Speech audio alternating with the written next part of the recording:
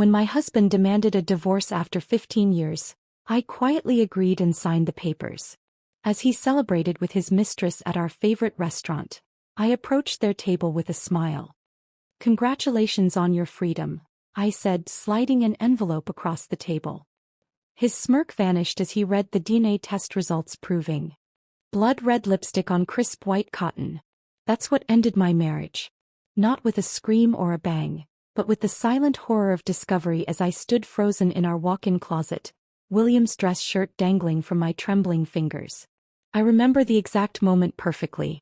Tuesday, 9:17 a.m. The twins were at school, Emma at her piano lesson. I had been gathering clothes for dry cleaning when I noticed William's gym bag tucked behind his rows of polished Oxford shoes. The zipper was partially open, revealing the crumpled shirt he'd supposedly worn to last night's emergency surgery. The stain wasn't medical. No surgeon wore that shade of crimson into an operating room. Before we continue with Jennifer's shocking discovery, I want to invite you to be part of our storytelling community. If tales of strength in the face of betrayal resonate with you, please hit subscribe. It's completely free and helps support more stories of women reclaiming their power. Now let's see how this seemingly perfect life begins to unravel. I stood there, heart pounding, as 15 years of marriage crystallized into this single, damning piece of evidence.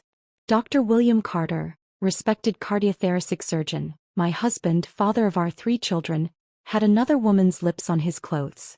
The carefully constructed reality I'd been living in shattered around me like fine crystal on marble flooring. The irony wasn't lost on me. For years, William's colleagues had called us the perfect Carters. Him with his steady hands that saved lives daily, me with my unwavering support and dedication to our family. Our colonial-style home in Oak Ridge Heights with its manicured lawn and white picket fence might as well have been a movie set. The American dream personified. "Jennifer makes it all possible," he'd declare at hospital fundraisers, his arm around my waist, champagne flute in hand. "I couldn't do what I do without her." The other doctors' wives would smile politely, but I could see the envy in their eyes. We had it all: 3 beautiful children, financial security, and a partnership that had weathered the grueling years of medical school, residency, and William's rise to prominence. Or so I thought. Looking back, I should have recognized the warning signs. William started working later, claiming the hospital was understaffed. Weekend golf with colleagues became more frequent. Our conversations grew shorter, more practical, scheduling the children's activities, discussing household needs, planning social obligations that would advance his career. When William was promoted to chief of cardiothoracic surgery last spring, I organized a surprise party with all his colleagues. He smiled and thanked me publicly, but later complained I'd embarrassed him in front of the hospital board. That night he slept in the guest room, claiming exhaustion. "It's the pressure," I told my sister on the phone the next day.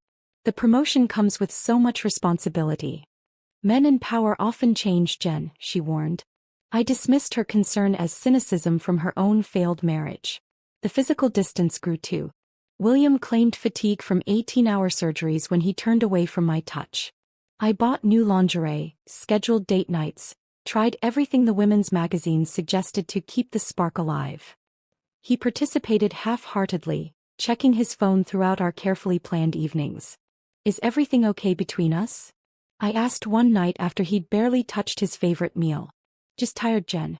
The Jenkins case is complicated."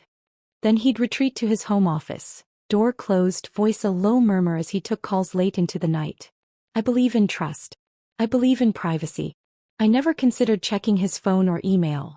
That was for insecure women, paranoid women. Not for Jennifer Carter, the perfect wife.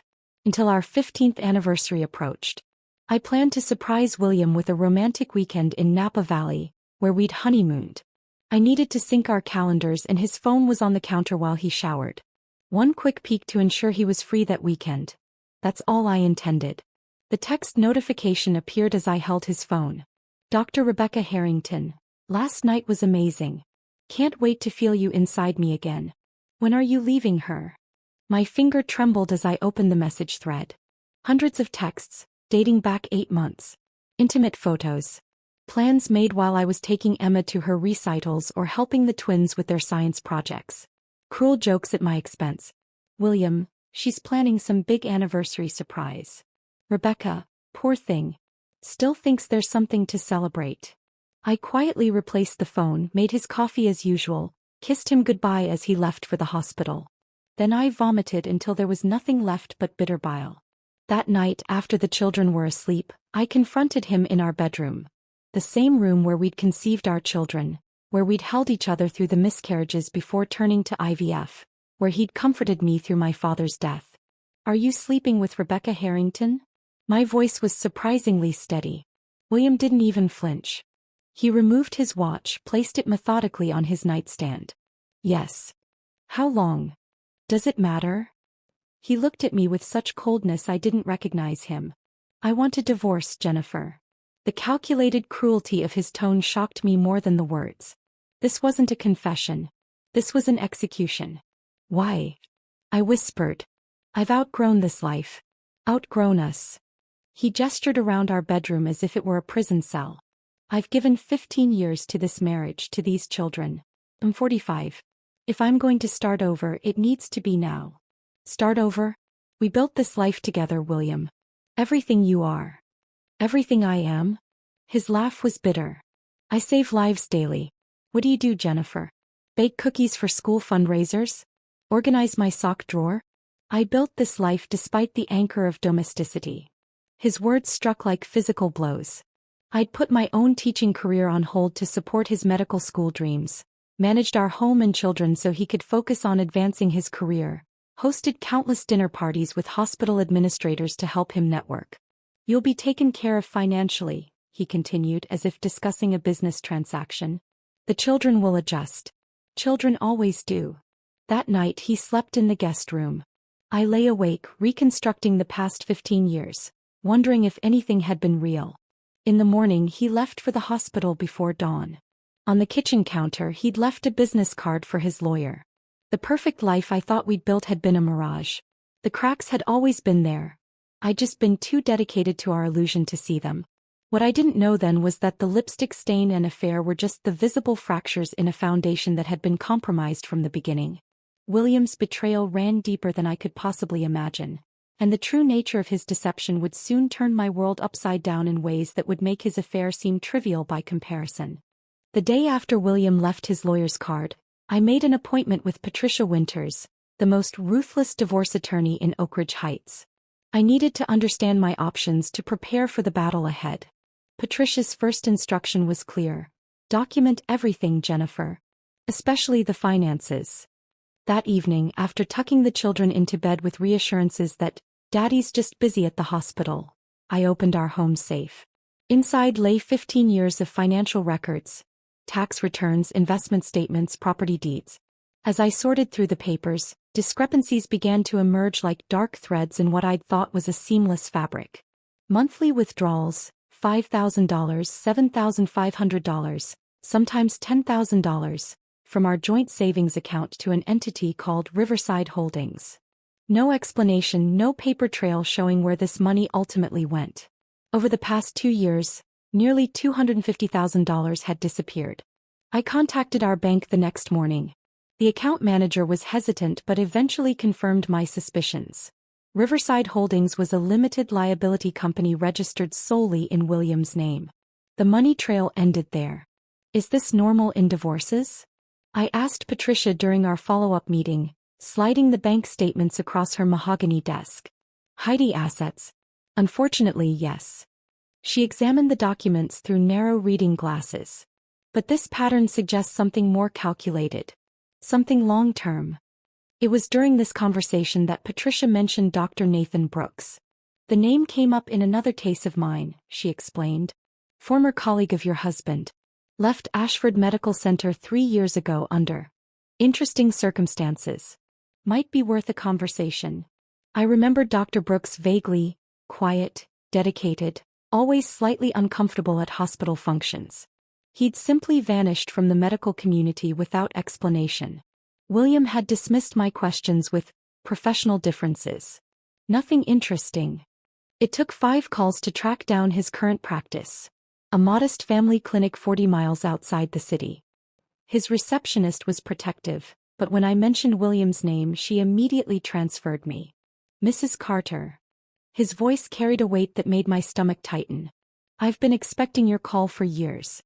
We met at a coffee shop halfway between our homes.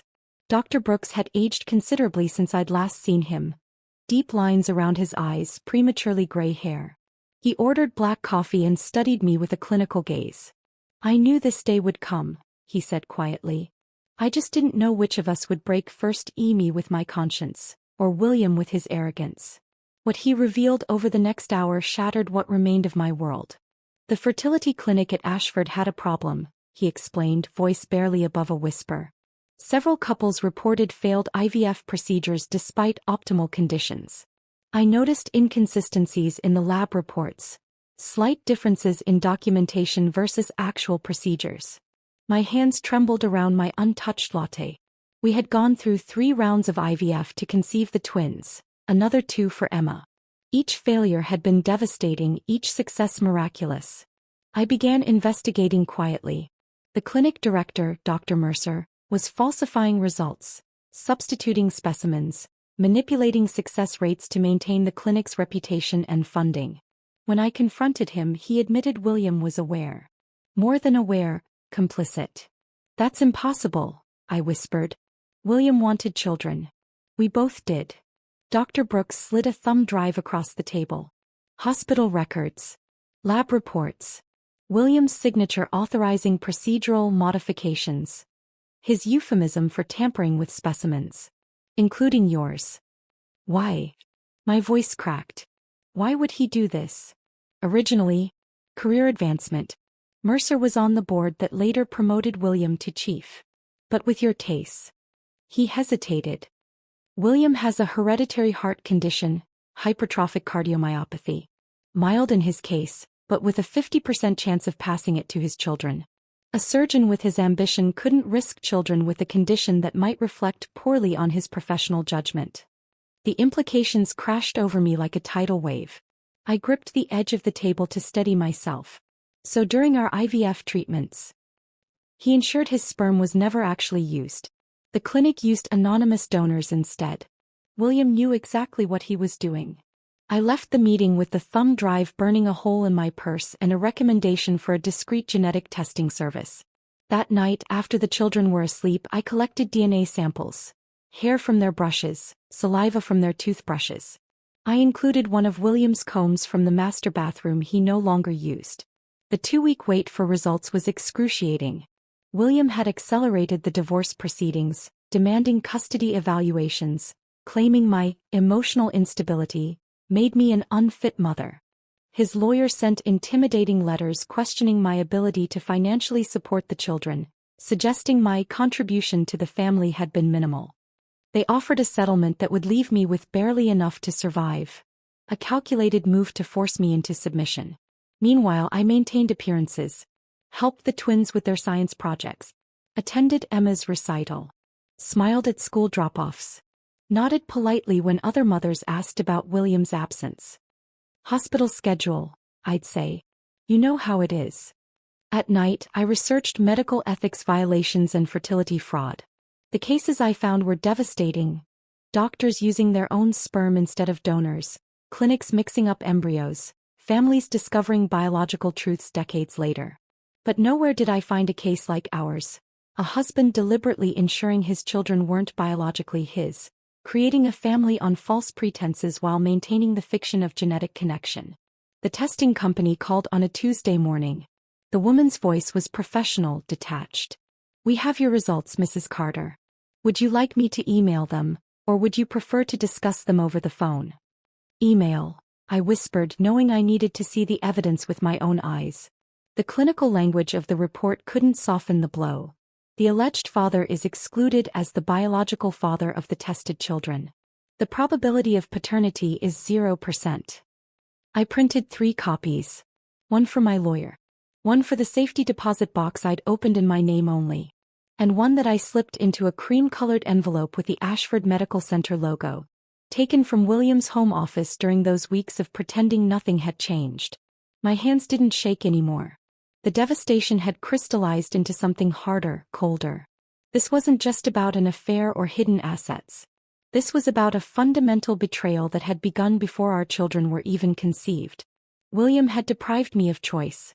He had constructed an elaborate lie that shaped 15 years of my life, my identity as a mother, our children's very existence. All while positioning himself as the generous provider, the dedicated father, the brilliant surgeon saving lives. The truth changed everything. And I now possessed the power to make sure it changed everything for him too. With the DNA test results in hand, my grief transformed into something sharper, more focused. William had constructed a false reality for 15 years, and now I would dismantle it, methodically, completely. I began by reaching out to other families who'd undergone fertility treatments at Ashford during William's oversight. Dr. Brooks provided a list of 27 couples who might have been affected. Most refused to speak with me, unwilling to question the origins of their precious children. 5 agreed to meet. The Millers had twins who looked nothing like them. The Patels had a daughter with unexpected medical issues. The Johnsons, Garcias, and Wilsons each had stories of miraculous conceptions after multiple failed attempts. Once Dr. Mercer took personal interest in their cases. "We were just so grateful," Sarah Wilson told me, tears streaming down her face. "We never questioned the how." My search led me to Diane Fletcher, a former nurse who'd worked at the fertility clinic for 12 years. We met at her small apartment outside the city, where she lived surrounded by filing cabinets. "I kept records of everything," she explained, her hands trembling slightly as she pulled out a leather-bound journal. "Patient names, procedural modifications, signatures authorizing changes. They thought I destroyed it all when I left." "Why didn't you report them?" I asked. Diane's smile was bitter. "I did. Hospital administration, medical ethics board, even the police. Every time the investigation disappeared. Your husband has powerful friends, Mrs. Carter." She showed me entries dating back 8 years. Meticulous documentation of specimen substitutions, falsified consent forms, procedural irregularities. William's signature appeared repeatedly, authorizing protocol adjustments in cases with genetic concerns. "And my case?" I asked quietly. Diane turned to a page marked with my name and dates matching our IVF procedures. Special instruction from Dr. Carter himself. Specimen replacement authorized due to quality concerns. No donor identification recorded. I photographed every page, every signature, every damning note. As I was leaving, Diane pressed a business card into my hand. Medical Ethics Investigation Unit. Ask for Agent Dawson. Tell him I sent you. Michael Dawson worked for a joint task force investigating healthcare fraud. He'd been building a case against Ashford for 18 months but couldn't penetrate the wall of silence surrounding the fertility clinic. "Your evidence could be the key," he explained during our first meeting. "But we need more financial records showing kickbacks, recorded admissions of guilt, testimony from someone currently inside." I committed myself to gathering what he needed while maintaining the facade of a woman reluctantly accepting divorce. I smiled sadly at William during mediation sessions, agreed to temporary custody arrangements, pretended to consider his insulting financial settlement. "You're being surprisingly reasonable, Jennifer," William remarked after one particularly tense meeting with our lawyers. "The children come first," I replied softly. "I just want what's best for everyone." His confidence grew with each concession I appeared to make. He brought Rebecca to school functions, introduced her to our friends, even had her stay overnight when the children visited his new downtown apartment. All while I quietly recorded conversations, photographed documents, and built my case. My investigation took an unexpected turn when I hired a private investigator to look into Rebecca's background. The report revealed something stunning. She wasn't just William's colleague and lover. She was Madeline Harrington's daughter. Madeline Harrington had been William's patient 5 years ago, a routine valve replacement that ended in tragedy when William allegedly made an error during the procedure. The hospital investigation cleared him of wrongdoing, concluding Madeline had failed to disclose a medication that complicated her surgery. The truth, buried in records Agent Dawson uncovered, was that William had been operating on minimal sleep after a weekend with Rebecca in Chicago. His error was covered up, the records falsified, the family paid off with Ashford funds. Madeline's husband died a year later from stress-induced heart failure, leaving Rebecca alone. She'd changed her last name, erased connections to her past, and methodically worked her way into William's life, first as a colleague, then as his mistress. Her revenge had been years in the making, just like mine was now. I debated confronting her, perhaps even suggesting we work together, but decided against it. Rebecca's motivations were emotional, volatile. Mine needed to be calculated, precise. Over the next month, I gathered testimonies from former clinic employees, documented the money trail from Ashford to Riverside Holdings to offshore accounts, and secured sworn statements from patients whose treatments had been compromised. Agent Dawson built a legal case while I constructed something more personal: the complete dismantling of William Carter's carefully crafted image. I recorded William during one of our co-parenting discussions, subtly steering the conversation toward the fertility treatments. "The twins have your eyes," I mentioned casually. "Good genes," he replied, distracted by his phone. "Do you ever wonder if they inherited your heart condition?" His head snapped up. "What?" "Hypertrophic cardiomyopathy. Dr. Brooks mentioned it." William's face darkened. "Brooks should keep his mouth shut about things that don't concern him." "Don't our children's health concerns concern him?" "Concern me. There's nothing to worry about," he dismissed. "I had them tested years ago. They're fine." "How could you test them without telling me?" "I'm their father and a doctor. I made a medical decision." The recording captured every word. His acknowledgement of the condition, his admission of testing our children without my knowledge, his continued pretense of biological connection. It was the final piece Agent Dawson needed. The timing couldn't have been more perfect. The annual Ashford Medical Center Gala was approaching, the most prestigious event on the hospital's calendar. William had been selected to receive the Physician of the Year award for his groundbreaking contributions to cardiothoracic surgery and unwavering ethical standards. The invitation arrived at our house, still addressed to both of us despite our pending divorce. William texted that he'd be taking Rebecca as his date, but I was welcome to attend, if it wouldn't be too awkward. I replied with the perfect blend of wounded dignity and gracious acceptance. "I wouldn't miss it. You deserve this recognition." What William didn't know was that I had already met with the hospital board chairman, sharing select pieces of evidence. A special session had been scheduled immediately preceding the gala.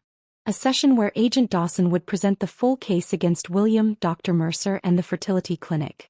As I prepared my gala dress, a sleek black gown that Rebecca had once mocked as "suburban mom tries sophistication," in a text to William, I received notification that William and Rebecca would be celebrating at Vincenzo's after the award ceremony.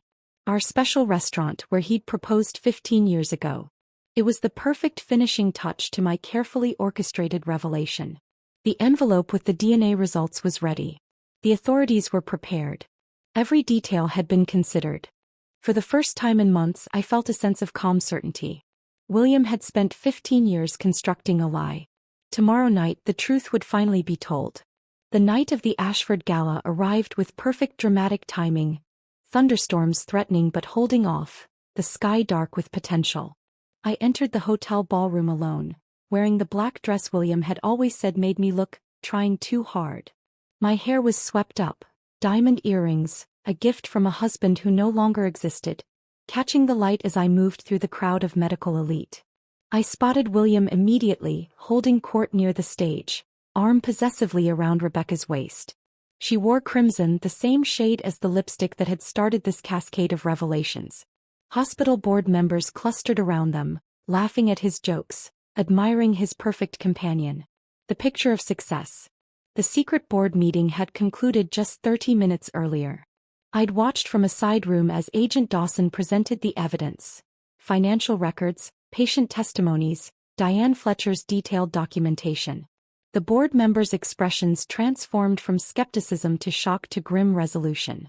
The hospital's legal counsel had immediately contacted the district attorney's office. William, of course, knew none of this as he accepted congratulations for his upcoming award. He didn't know that police officers were positioned at every exit, waiting for the signal from Agent Dawson. Didn't know that his perfectly constructed life was minutes from implosion. I mingled quietly, accepting condolences for my failing marriage from colleagues' wives who'd always seen me as nothing more than an accessory to William's brilliance. "So brave of you to come tonight," whispered Margaret Reynolds, the chief of surgery's wife. Her sympathy was genuine even as her eyes tracked William and Rebecca. "I wouldn't miss seeing William receive the recognition he deserves," I replied with a smile that made her visibly uncomfortable. The awards ceremony proceeded as planned. The hospital board chair, Dr. Helena Winters, decided that the public revelation would be more effective than a quiet arrest. William ascended the stage to thunderous applause, accepting the crystal trophy with practiced humility. "Medicine isn't just science," he intoned into the microphone. "It's a sacred trust between doctor and patient. Ethics must guide every decision, every procedure, every moment in the operating room." I watched Rebecca during his speech, the slight tension in her shoulders, the calculated adoration in her eyes. She was playing a role just as I had for 15 years, but for very different reasons. Our gazes met briefly across the room and something passed between us. A recognition of sorts. Two women who knew the real William Carter. After the ceremony they left for Vincenzo's just as planned. I followed 20 minutes later, the cream envelope secure in my clutch. The restaurant hadn't changed. White tablecloths, soft lighting, Italian opera playing softly in the background. The maitre d' recognized me immediately. "Mrs. Carter. How wonderful to see you again. Your husband mentioned you might join them." He had. Interesting. William was either supremely confident or setting the stage for some public humiliation. Either way, it played perfectly into my plan. They were seated at our old favorite table near the windows. William had ordered the 1982 Bordeaux we'd shared on our anniversary 5 years ago. The bottle between them cost more than a month of groceries for our children. William saw me first. His expression shifted from surprise to smugness, clearly assuming I'd come to make some desperate plea. Rebecca turned, her perfect features arranging themselves into a mask of polite concern. "Jennifer." William's voice carried that patronizing tone he'd perfected. "This is unexpected." "Is it?" I approached their table, calm and collected. "You told the maitre d' I might join you. A courtesy mention. I didn't think you'd actually come." Rebecca shifted uncomfortably. "Perhaps I should give you two a moment." "Please stay," I replied, meeting her gaze directly. "After all, you've earned your place at this table, Rebecca. Or should I call you Rebecca Harrington?" The color drained from her face. William's brow furrowed in confusion. "What are you talking about?" he demanded. "Rebecca knows."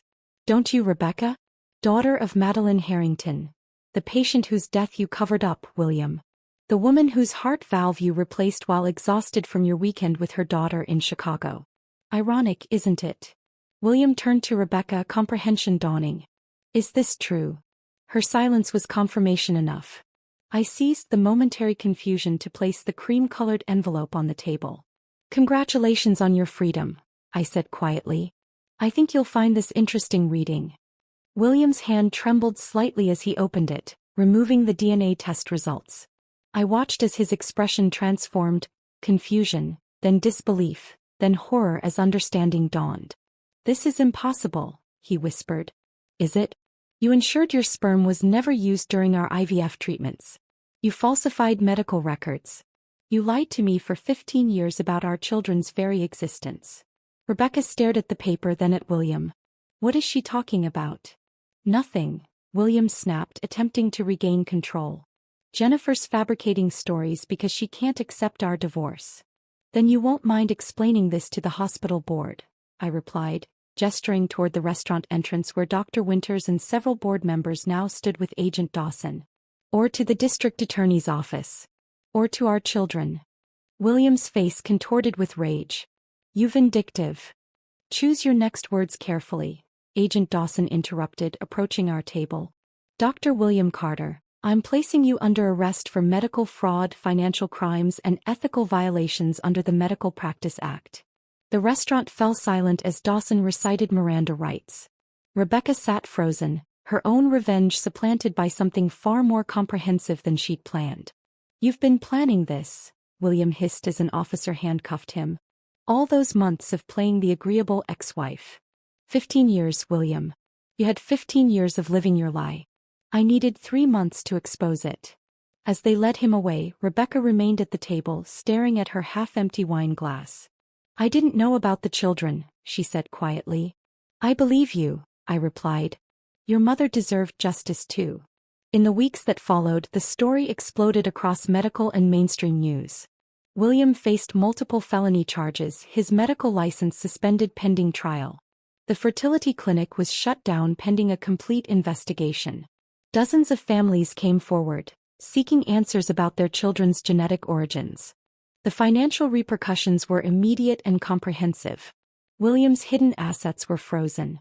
The court appointed a forensic accountant who traced every dollar he'd diverted.